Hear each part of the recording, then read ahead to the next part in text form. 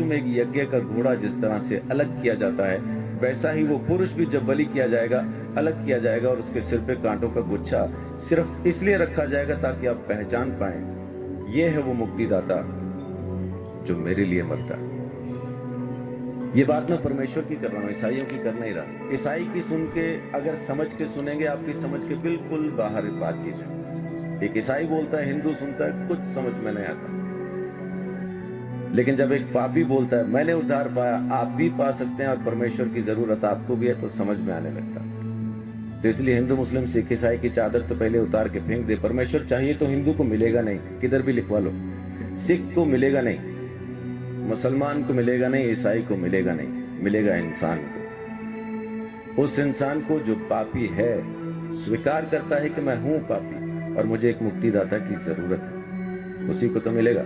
पहलवान को डॉक्टर की क्या जरूरत है? जरूरत तो मरीज को है। तो धर्मी को परमेश्वर नहीं चाहिए, परमेश्वर तो पापियों को चाहिए, और पापियों को बचाने ही वो जमीन पे आया है, यही उसकी मोहब्बत है। तो मैं अपनी बात को यहां खत्म करता हूं कि परमेश्वर प्रेम है। बाइबल के अंदर लिखा है, पहला यूहन्ना की पत्री में 4 अध्याय में लिखा है कि परमेश्वर प्रेम है। उसके प्रेम को समझेंगे तो आप अपने पापों से मुक्ति पा सकेंगे। दोबारा जन्म होना नहीं है आपका। माफ कीजिए, एक चीज ये छोटी सी क्लियर करके मैं अपनी बात को खत्म करूंगा, क्योंकि अपन को शैतान ने एक वहम में डाला हुआ है कि इस जन्म में नहीं तो अगले में मुक्ति हो जाएगी, इसलिए अपन आराम से बैठे।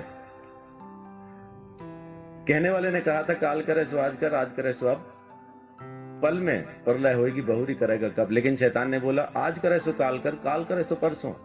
इतनी जल्दी क्या पड़ी है जब जीना है बरसों। बच्चे, आपका नाम क्या है? ध्रुव। आपके बच्चे कहां हैं?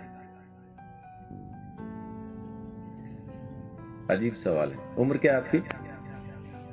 9 साल के बच्चे से मैं पूछ रहा हूं कि आपके बच्चे कहां हैं? आम के पेड़ पे जो मई जून में आम लगने हैं, इस वक्त कहां हैं?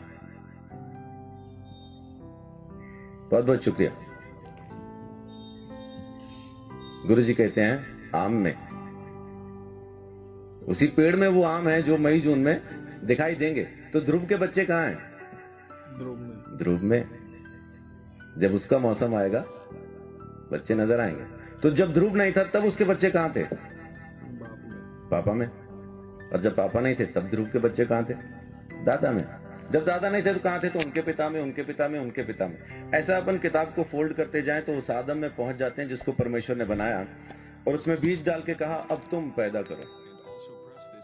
हर जानवर को, हर प्राणी को, हर चीज को परमेश्वर ने बीज के साथ बनाया और आज्ञा दी अब तुम पैदा करो। तो जब परमेश्वर ने आदम को बनाया, हम आदम में थे। जब परमेश्वर ने आदम को यह आज्ञा दी ये फल न खाना, तब हम आदम में थे। जब आदम ने आज्ञा तोड़ी तब हम आदम में थे। जब आदम परमेश्वर से अलग हुआ तब हम आदम में थे। इसी तरह से हम परमेश्वर से अलग हो गए।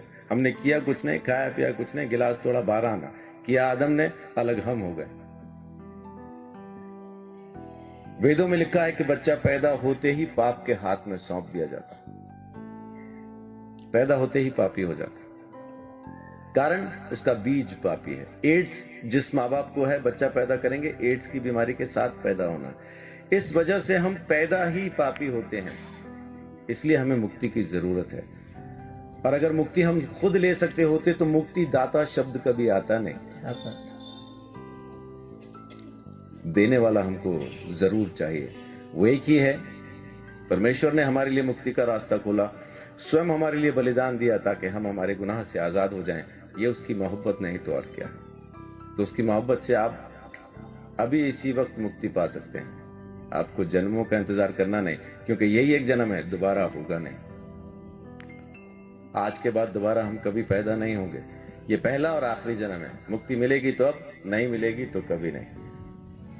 तो परमेश्वर प्रेम है, उसके प्रेम को समझें, उसके दिए हुए उद्धार को समझें। यीशु मसीह ने मेरे लिए मेरे सारे दंड को सह लिया और मेरे गुनाहों से मुझे आजाद किया। ये काम उसने आपके लिए भी किया है, बस आपको स्वीकार करना है। परमेश्वर आप सबको बहुत आशीष दे। बड़ी बात।